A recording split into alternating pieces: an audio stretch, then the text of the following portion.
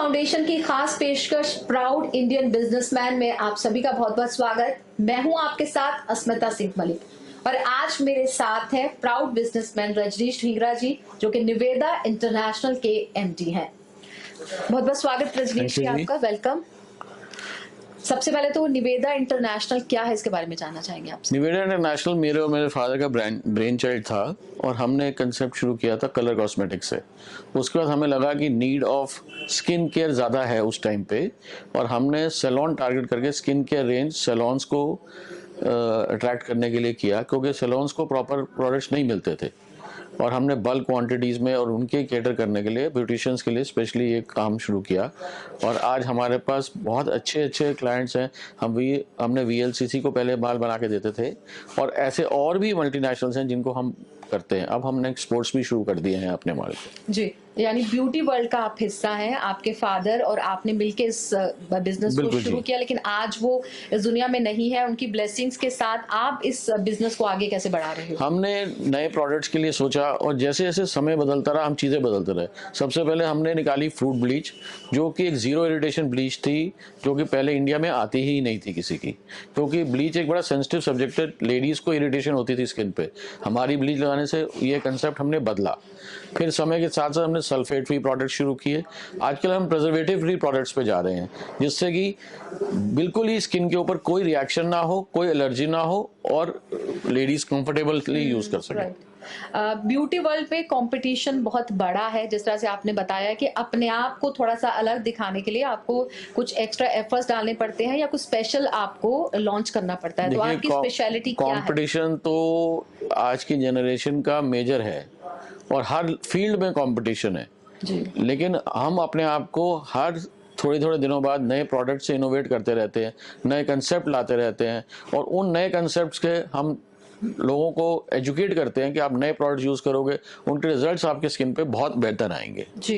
तो यानी ये माना जाए कि आज के ब्यूटी वर्ल्ड में जितने भी ब्रांड्स हैं, जो भी हैं, तो उसमें आप भी एक पार्टिसिपेट कर रहे हो ब्यूटी वर्ल्ड में। तो आप अपने आप को अलग रखने के लिए क्या करते हो, क्या रहता है आप? हमारी शुरू से एक रहती है कि हम वो चीज़ दें जो अभी मार्केट में नहीं है, एक कंसेप्चुअली प्रोडक्ट को डिफरेंट तरीके से लॉन्च करें।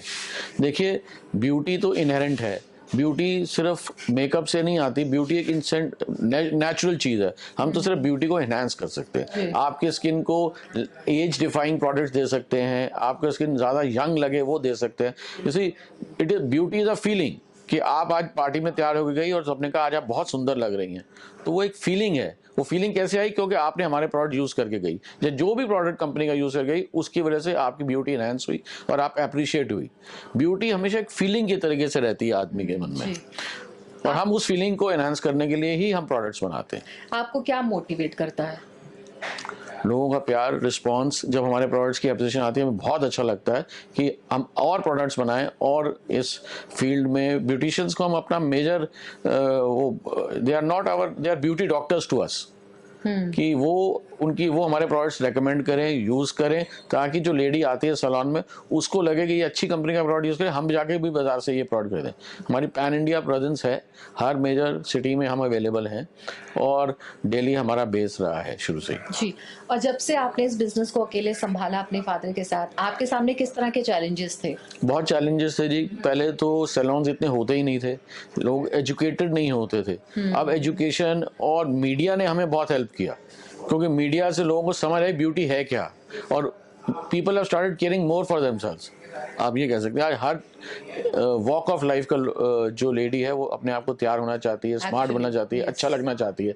आप नोटिस करिए, आप आज रोड पे चलेंगे तो जितनी भी लेडीज होंगी किसी भी वॉक ऑफ लाइफ से, किसी भी फील्ड से, वो कंपैरेटिवली आज से 20 साल की लेडी से ज़्यादा स्मार्ट, ज़्यादा अट्रैक्टिव लगती है। अभी इस इंडस्ट्री में सबसे बड़ा चैलेंज आप किसको लेते हैं, किसको समझते हैं? सबसे बड़ा चैलेंज है कि जब लेडी को हम प्रोडक्ट बेचते हैं, उसको ये रियलाइजेशन चाहिए कि वो स्किन पे जो लगा रही है उससे उसको बेटरमेंट मिले। और अब ना पार्लर कंसेप्ट भी चेंज हो गया। पहले पार्लर होता था, छोटा सा पार्लर होता था, फेशियल कर दिया आपने, छोटे मोटा काम। धीरे धीरे they have grown into very sophisticated products आ गए हैं, सोफिस्टिकेटेड वे ऑफ वर्किंग हो गया, स्पाज आ गए हैं। We make very good essential oils for massage and scrubbing, body scrubs, ये फैसिलिटीज़ पहले नहीं थी। अब ये फैसिलिटीज़ बढ़ गई हैं तो उनकी डिमांड्स बढ़ गई हैं, उनकी डिमांड्स आती है तो हमें भी अच्छा लगता है उनको केटर करने के लिए, उनको नए प्रोडक्ट्स बना के देने के लिए, so that they satisfy the client. जितने सालों से आप इस इंडस्ट्री का हिस्सा है, इतने सालों में आपको क्या नया लगा है? जैसे आपने बताया कि भी आज के वक्त की ज़रूरत क्या है? आज का वक्त तो जी मीडिया का वक्त है, और मीडिया वक्त इतना एजुकेट कर रहा है सारी हर एज ग्रुप की लेडीज़ को कि वो अपने आप को एक बेटर लेडी जब भी बाहर निकलती हैं दिखाना चाहती हैं। उस बेटरमेंट के चक्कर में they want to look beautiful, they want to look smart, और वो अपनी स्किन और सब बालों का बहुत ज़्यादा केयर करती हैं। आज कि देखिए शैम्पूज़ की सेल कितनी बढ़ गई, या ब्यूटी प्रोडक्ट्स की सेल, फेयरनेस क्रीम्स की सेल तो नहीं कह कहूँगा, क्योंकि fairness is a very objective question. बाकी ये है कि सब अच्छा लगना चाहते हैं, सब अच्छा लगना चाहते हैं, सब प्रेजेंटेबल ज़्यादा लगना चाहते हैं। उसमें हम थोड़ा सा उनका ये मदद करते हैं कि उनको ये चीज़ के लिए हेल्प मिले, हमारे प्रोडक्ट से हेल्प मिले, और उनका स्किन सेफ रहे। यानी ये कहा जाए कि ब्यूटी प्रोडक्ट्स इसीलिए होते हैं कि आपकी ब्यूटी को एनहांस करें, बिकॉज हमारा कंसेप्ट है everybody is beautiful, and we have to make them look more beautiful. ठीक। लेकिन आज का जो टाइम है, इतने सारे सोशल प्लेटफॉर्म्स हैं और हर कोई अगर घर से भी सामान बेच सकता है ऑनलाइन प्लेटफॉर्म पे जाके, तो ये इतना बड़ा कंपटीशन आप इसे मानते हैं, और इसका कैसे आप इस चैलेंज को कैसे इसका सामना करेंगे? क्या हमने भी प्लानिंग है आपकी? उस वर्किंग में, ऑनलाइन वर्किंग में हम भी पार्टिसिपेट करते हैं। हमारे प्रोडक्ट्स फ्लिपकार्ट, मीशो, अमेज़ॉन सबके थ्रू अवेलेबल हैं, प्लस हमारी अपनी वेबसाइट है, आप वहाँ जाके ऑर्डर कर सकते हैं। ताकि ये कितना मतलब ये कितना सही है, या किस मायनों में ये सही है, किस तरह से गलत देखिए, है? वैसे क्या तो pros and cons क्या हैं इसके इसके? दोनों फ़ायदे भी हैं, नुकसान भी हैं। फ़ायदा ये है कि आपको घर बैठे सारे प्रोडक्ट, अब जैसे बहुत सारी लेडीज़ हैं जो बाहर नहीं निकलती हैं घर से, या अभी भी फ्यूडल माइंडसेट से हैं कि नहीं, लेडीज़ को घर से बाहर नहीं निकलना चाहिए। Yes, उनको ये एक प्लेटफॉर्म बड़ा हेल्प करता है, घर बैठे ही वो अपने आप पे ब्यूटी प्रोडक्ट्स यूज़ कर सकती हैं, अवेलेबिलिटी आ गई है।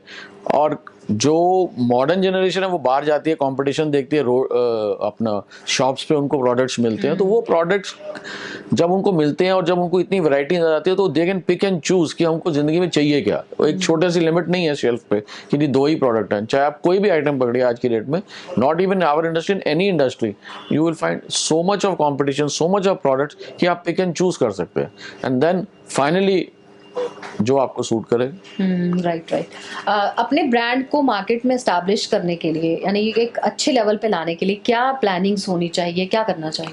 देखिए, सबसे बढ़िया मेरे हिसाब से जो पब्लिसिटी होती है वो वर्ड ऑफ माउथ होती है।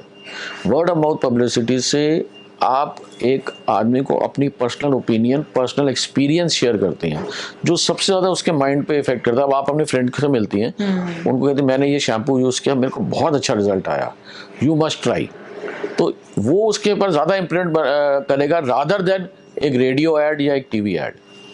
एग्जैक्ट। तो जो वर्ड ऑफ माउथ पब्लिसिटी है, that is the most important way of life. जैसे 98% प्रोडक्ट्स एडवर्टाइजमेंट के बिना बिकते हैं, सिर्फ 2% ऐड करते हैं।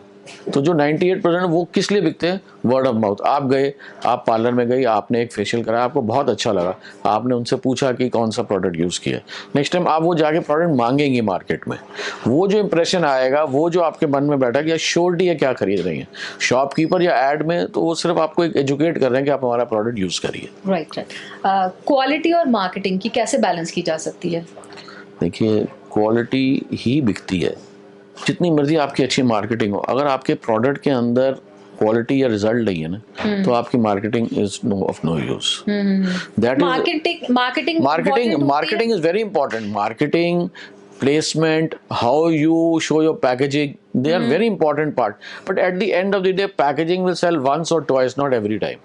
Right. So every time will sell quality. You see people, आज भी lot of old creams are known, Charmes की cream है, 50 years, 80 years की legacy है, because they have maintained that quality. Not that the concept of cold creams is dying and moisturizers is coming, तो वो एक different feeling आ जाती है। जी, आप अपना competitor किसको मानते हैं? देखिए जी, competition तो there are hundreds of suppliers and manufacturers in India, but we have our small niche. We are catering to an audience जो लोग हमारे को जानते हैं, जो हमारे प्रोडक्ट के लिए रिस्पेक्ट रखते हैं, and then we are value for money. We are not very expensive. Okay.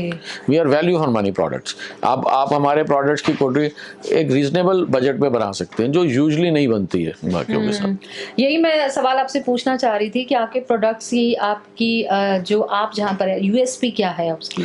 We are, first of all, we give different quality in the sense ki we are very sure all our products are lab tested, number one. Oh, great. And then we get them tested through beauticians. We get first hand reports. Once we are satisfied with our report, then only we put that product in the market. उससे क्या है कि हम sure हैं कि what we are giving to the customer. ये बहुत important point होता है कि आप अपने कस्टमर की केयर करते हैं कि नहीं, जब आप कुछ भी प्रोडक्ट मार्केट में लाना चाहते हैं। ऑफ कोर्स कस्टमर तो किंग है, और सारे में हमारे पास तो मोस्ट सेंसिटिव कस्टमर है। तो लेडीज तो वैसे ही बड़ी इमोशनल है। They are very emotional about their hair brush also, their lipstick color also. So they have to be emotional about things, and we have to cater to them. The moment we don't do this, they will not be happy. Okay. आपके future को लेके क्या plannings है? आप 5 साल बाद कहाँ देखते हैं अपने आप को?